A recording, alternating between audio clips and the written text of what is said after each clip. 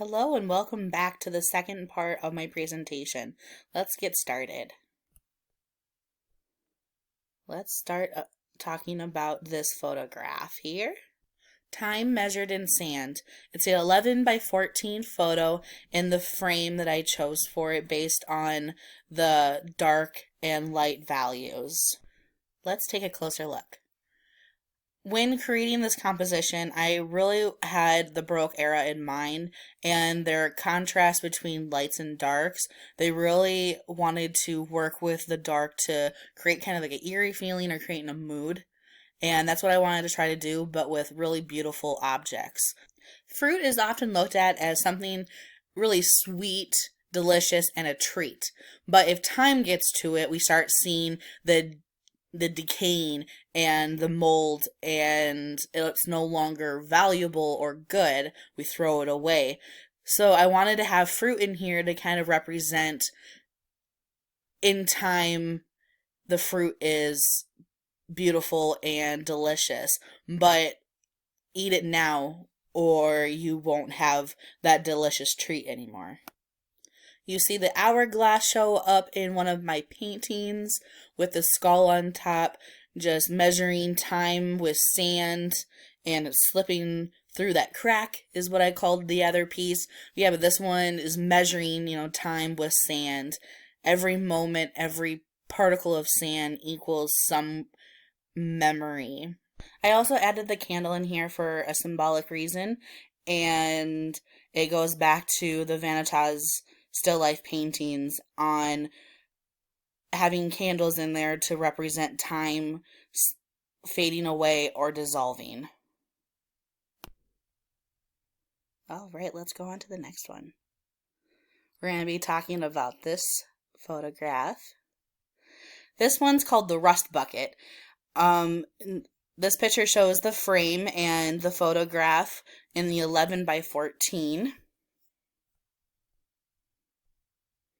Here's an up-close personal of the photo. Again, I have fruit in here in a basket, but then I have some galvanized containers that I thought was really cool because of the rust happening on them. I was like, well, over time, things get rusty, things erode, things get corroded, things, get unvaluable in a way, because these might not be used for actual things anymore, to hold water, to hold, oil, or to hold gasoline, because it's so rusted and beaten down and no one wants to use it anymore. But yet, I thought it was really cool that I could still use it and I could still use them and create a really good composition.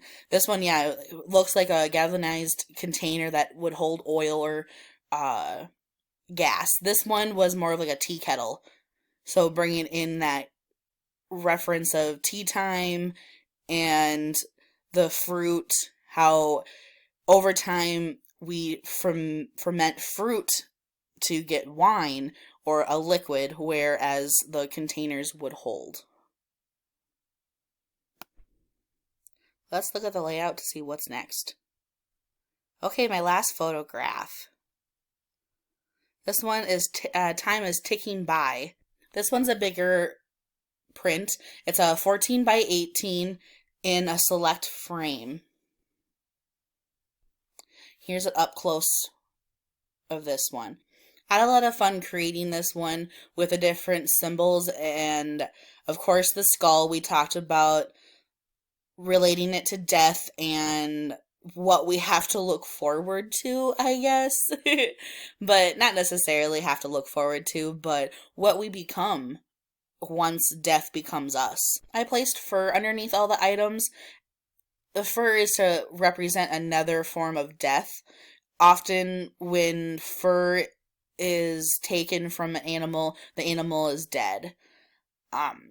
Then we see the clock, and time is ticking by. It's you'll see a couple different clocks throughout the series, and just giving it another ways of showing how time is captured or portrayed. I placed dead roses in a vase and placed it right above the skull because I wanted them to be drooping over the skull, and as the petals fall, to kind of represent them crying as they die. Okay, we're going to go on to a different medium called mezzotints. This one's called the Record Skipped. The frame is 11 by 14, but the actual size of the print is a 6 by 9. Mezzotints are a form of printmaking, and what you use is a copper plate that you use a rocker to create all these little grooves in the copper plate, where you're going to put ink on top of the copper plate after you put all these grooves on, and it creates a pitch black plate. So think of it as you're working in reverse. Instead of a blank white canvas, I'm working with a dark black canvas, or in other words, this copper plate. And I have to scrape away these little grooves and indentations made to create highlights.